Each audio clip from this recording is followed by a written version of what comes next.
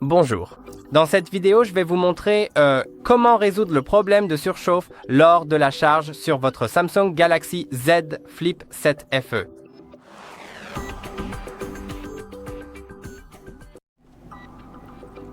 Comme vous pouvez le voir, j'ai ici le Z Flip 7 FE et il est tout à fait normal que les téléphones chauffent un peu pendant la charge.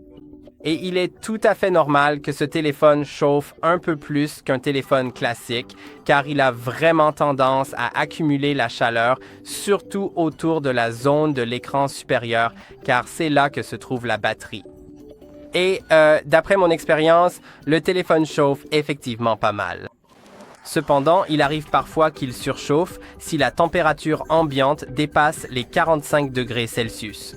Je ne sais pas vraiment combien cela fait en Fahrenheit, mais vous pouvez aisément vérifier cette information. Si le téléphone devient vraiment très chaud et inutilisable, il y a peut-être certaines choses que vous pouvez corriger pour qu'il ne surchauffe pas autant. La première consiste à vérifier si des applications en arrière-plan provoquent une surchauffe et une forte consommation d'énergie, car plus une application consomme d'énergie, plus elle produit de chaleur. Et pour vérifier cela, allez dans les paramètres. Ensuite, dans les paramètres, il faudra peut-être aller dans la section batterie. Dans la section batterie, vous verrez la consommation d'énergie des différentes applications en faisant défiler vers le bas. Et dans mon cas, vous pouvez voir que je n'ai pas utilisé le téléphone depuis un moment, donc il n'y a pas beaucoup de données ici. Mais si vous voyez une application qui, selon vous, utilise trop d'énergie, plus qu'elle ne devrait, alors vous pouvez soit limiter son activité en arrière-plan.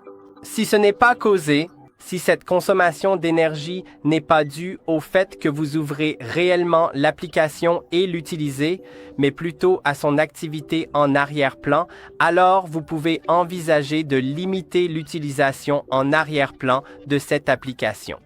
Mais rappelez-vous que si vous avez besoin que les notifications d'une application vous parviennent à temps, n'activez pas la limitation de l'utilisation en arrière-plan, car cela pourrait retarder la réception des notifications.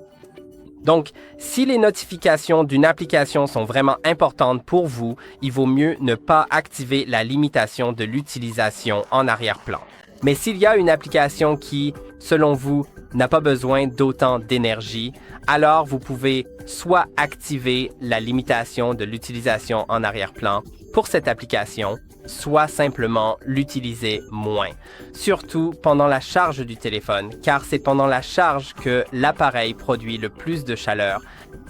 Autre point important, assurez-vous d'utiliser un chargeur et un câble authentique, et il n'est pas nécessaire que ce soit le chargeur et le câble d'origine de Samsung. Ce n'est pas grave si ce n'est pas un produit Samsung. Mais assurez-vous qu'il provient d'une marque suffisamment réputée en laquelle vous avez confiance et qu'il ne s'agit pas d'un chargeur générique bon marché et sans nom qui pourrait faire chauffer votre appareil. Parce que si un chargeur n'est pas authentique, il peut produire une alimentation électrique instable que votre téléphone doit ensuite gérer. Et pour y parvenir, il dissipe cette énergie sous forme de chaleur, n'est-ce pas? Donc, il vaut mieux utiliser le chargeur et le câble d'origine. Évitez d'utiliser votre téléphone pendant qu'il charge, surtout si vous jouez dessus en même temps. Cela génère beaucoup de chaleur car les jeux produisent déjà beaucoup de chaleur. Et la charge produit également de la chaleur. Donc, si vous faites les deux en même temps, alors il est tout à fait normal qu'un téléphone surchauffe et vous savez, si ça surchauffe vraiment, si la température est vraiment élevée, inconfortable pour vos mains, alors c'est sûrement aussi inconfortable pour votre batterie. Donc, cela peut faire que votre batterie se dégrade rapidement, de manière significative, ou ce genre de choses, ce qui peut entraîner une détérioration prématurée et une diminution de sa durée de vie utile. Et passons maintenant à la prochaine chose, qui est d'enlever la coque de protection. Si vous avez une coque de protection sur votre téléphone, cela peut, d'une certaine manière, réduire la dissipation de la chaleur et causer certains problèmes. Donc, si vous rencontrez des problèmes de dissipation de chaleur, vous pouvez envisager d'enlever la coque. Et la prochaine chose, c'est de charger votre téléphone dans un endroit frais et bien ventilé. Et ce que je veux dire par là, c'est surtout de ne jamais charger votre téléphone sous un oreiller. Je sais que certaines personnes font ça pendant qu'elles dorment, et c'est la pire chose que vous puissiez faire à votre téléphone et à vous-même. Et je ne parle pas ici de radiation. Je ne suis pas un expert en radiation, mais je suis un expert en utilisation de téléphone au quotidien.